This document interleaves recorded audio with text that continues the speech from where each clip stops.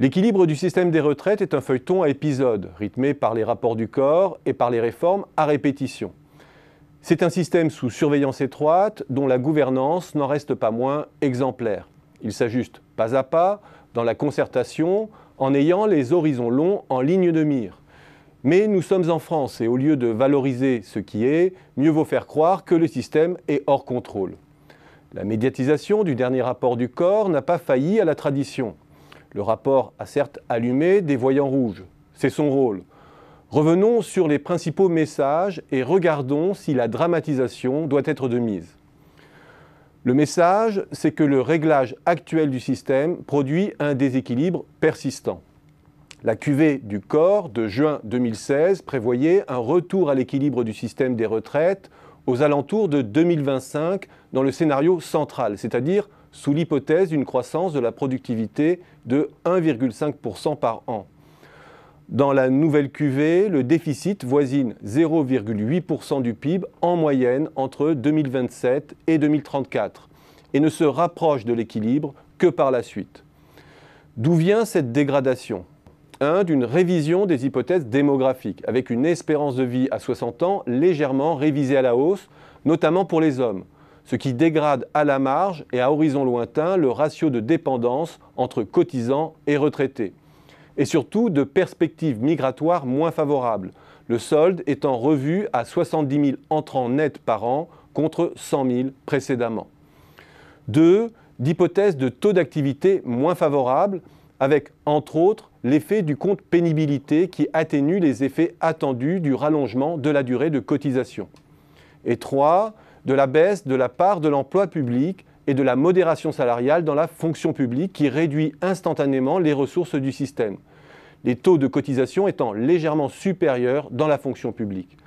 Or, les gains attendus de cette modération ne produisent leurs effets que tardivement. Faut-il s'en alarmer ?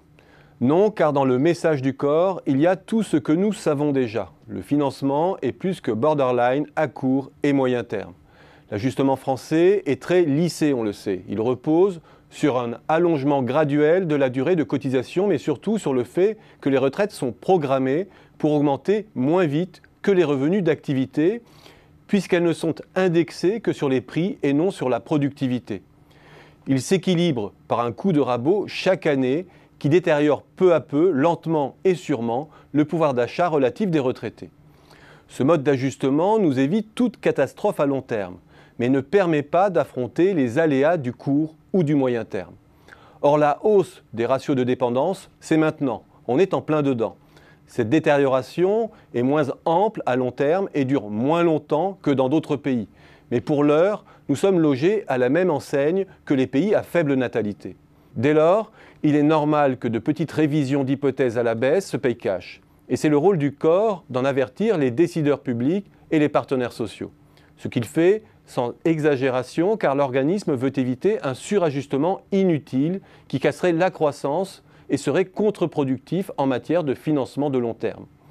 Il faut néanmoins relativiser les ordres de grandeur annoncés. Aujourd'hui, le corps nous met en alerte sur un risque de découvert qui varie entre moins 1,2% et moins 0,3% du PIB à horizon 2035, selon les hypothèses.